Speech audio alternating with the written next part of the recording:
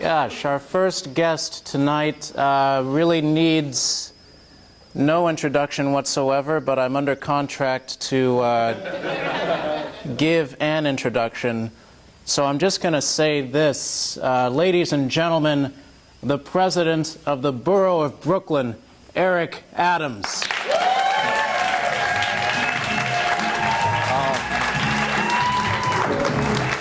Thank you.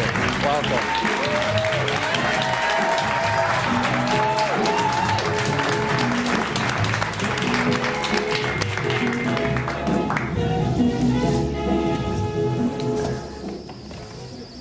Yeah, did they tell you how to... You know, I'm just, I'm flowing. Okay. Before coming here, I stopped and had dinner, and I had two wines, so I'm just going to try to make this happen. Okay. Mr. President, that's okay by me. That's okay by me. Can I just do it this way? You know? Yeah, I think so.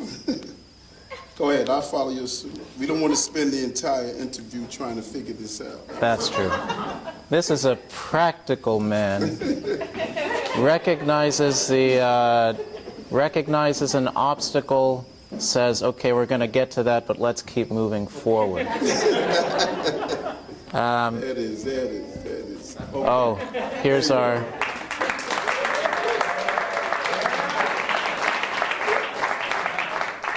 Thank you. And he's a Brooklynite. He is a Brooklynite, yes. We have a proclamation we want to give you, Ike, because you're doing some great stuff. Oh, my goodness. On the air for Brooklyn and boy. keeping Brooklyn on the...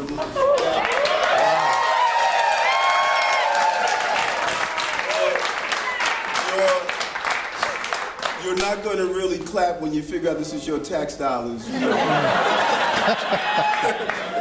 so wow. Good luck to you. Thank you. Thank you so much. Wow. Earlier when I came out and I met Ike told me he was from Nigeria. And I hung out in Lagos. That was the first place I got no sleep. It's amazing, the music, the energy, the spirit in Nigeria and going out and just hanging out with the folks. They love music, you know, the closest thing to Brooklyn. Wow, that's good. So there's a reason I'm in Brooklyn now, you're saying. It makes sense. My parents from Lagos said, we have to dispatch our son to America, but there's only one place that he could go, and it's Brooklyn. Yes, I agree wholeheartedly. That's great. Thank you for being here, by the way. Thank you. Good show. Did you find it okay? Did you received my visa when I crossed the bridge. Okay. Allowed me to come here. Great. And actually, prior to coming into the state senate, I was a member of the New York City Police Department for 22 years. Yes. I was a captain. And this was my precinct. And so I know it very well, and it's interesting, when I used to hang out in the village years ago, I said, one day I wish I could be a cop in this precinct. And you know, you put it in the universe, it's the butterfly effect. Yeah. It happens. And so I was happy to be here. That's great. Yes. Now I knew you were a police officer, and I found out that you graduated at the top of your police academy class in 1984. Amazing. You're unfazed. Was that tough? Were you really gunning for the top, or was it just... No, it wasn't tough. It was luck. Okay. You know, I never beat you with brilliance. I beat you with endurance. And I was committed and dedicated, and I love the idea of being a police officer in New York City. Regardless of all the turmoil that you're hearing about now, there's something about wearing a bulletproof vest and protecting people and children and families during very hostile times. And I was a police officer during the 80s when New York was a different place. Yeah. We didn't have fancy cafes. It was about people just trying to make it, and I was in the midst of it. And I learned a lot, you know, just helping people every day, and it just helped me become a better, more compassionate elected official. Making the transition from being a police officer into government, you mentioned you're a state senator. Was that something that were you planning to always work in government? Was that a desire that came about maybe later on? Well, when you are a police officer, just as a school teacher or a doctor, you see the impacts of failed policies on the ground. An educator, when they see young people coming into a classroom that can't read and write, they realize there's something wrong with the policies. A doctor that see high level of emergency care and people who treat emergency rooms as their primary care, they realize there's something wrong with the policy.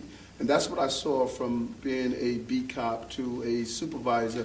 I realized that there was something wrong with the policy, and I don't want to press my face up against the glass watching other people at the table of policy making. I want to sit at the table and make sure we have some good, solid policies that impact people in a real way. Now, I think it seems like, because I've read this about your, part of your desire to join the police was really kind of experiencing the culture of the police at that time in, I guess, 70s and 80s, and feeling like you could have an effect being on the inside. And it seems like with government as well, you want to be someone who's at the table, so to speak, and able to have a say in how. No, it was a change. You know, as a child, I was arrested as a child, and the officers who arrested us, I grew up in South Jamaica, Queens, and the officers who arrested us, they beat us bad, kicked us several times in our groin, and, you know, from days after, it was just a painful experience of, you know, the urination of blood, not realizing what the impact was. And I'll never forget when my son was born and I touched him from the first time, because throughout my childhood and adulthood, I didn't know if I was ever going to have children, because I didn't know the impact of that beating that we received. And it was an awakening moment for me. So there was a demon that was in me for years, and the only way I could have gotten that demon out of me was to go in the police department and remain committed to fighting for change. I started a group called 100 Blacks in Law Enforcement Who Care, and people wondered, why are you moving up through the ranks, yet you are determined to change policing? Because they didn't realize there was a serious pain that I remember every time I saw a police car, I relived that experience. Every time I saw someone mistreated, I relived that experience, and it's something that I don't want people to experience. We have one of the finest police departments on the globe, but not everyone that wears that blue uniform cherishes it and understands the importance of having two rights that no one has in America, and that's the right to take away freedom and the right to take a life.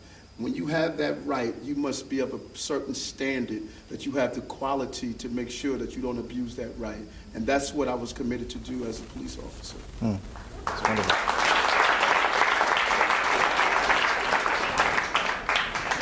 So you're with the force, you go to the Senate, you're now borough president. It's been about a year since you've been elected borough president. How's it been? Brooklyn is unreal. There are two types of people on the globe: those who live in Brooklyn and those who wish they could. Brooklyn is red hot. Yeah. And you have to be ready for Brooklyn. You know, Brooklyn is a different place. And when I look at it, Brooklyn is the type of place where if you are the borough president, you must be able to carry out the job with a no-huddle offense throughout the entire game. The type of leadership you have in Brooklyn now, you can't go to a textbook. You have to be able to call the plays on the move. And then you have to be a different person. You know, I think of the joke that someone said about a caterpillar looking up at a butterfly and say, "You'll never get me in one of those things." You know? And I look at who I am now and what meditation has done, and how meditation has allowed me to understand we have to live in the moment. There's nothing we could do about yesteryear, nothing we could do about tomorrow. How do we live in the moment?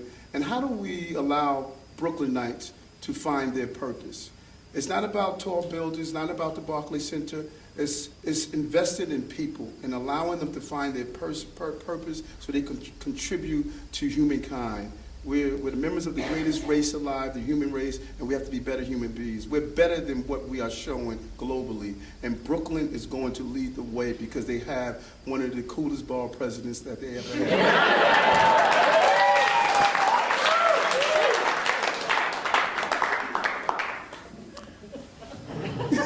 I feel very glad to be a Brooklynite tonight.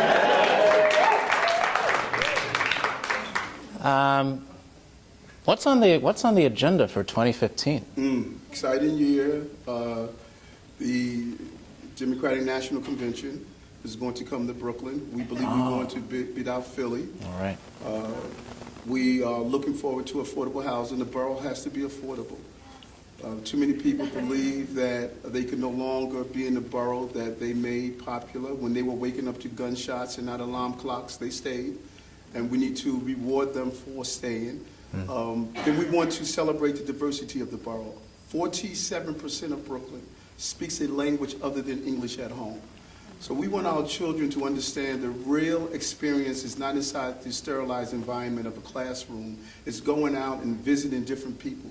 If you're a Catholic, go visit a synagogue or a mosque or a Buddhist temple. If you're a Jewish person, go hang out with someone of a different ethnicity. If you are Polish, come and visit the different communities we have in Bay Ridge or in Williamsburg. You can even be a hipster in Brooklyn. There's so much you can do in the borough. And so I want to continue to allow people to see the beauty of a place with diversity is our cornerstone. And my theme is One Brooklyn. With one borough, we're going to rise together and we all are going to benefit from the prosperity of Brooklyn. The popularity of the brand must turn into prosperity for all Brooklynites, and that's my goal as the borough president. All right. Man. I feel really good right now.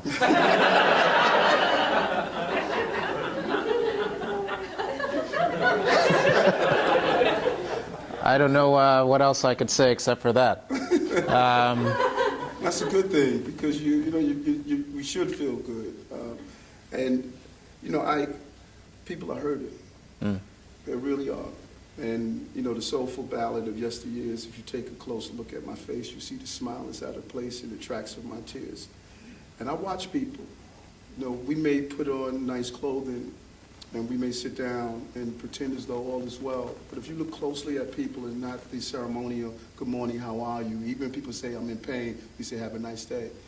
We just really have to take time. And leaders of today must take time and really look at people and understand what they're going through and find ways to alleviate, if not eradicate, that pain. And if we don't, they're going to be in this endless cycle of thinking as though there's no hope. The worst thing happens is not when we die, but when something dies inside you and you're still alive. That's the worst thing could happen. And I'm watching people going through the motion, and I don't want them to do that.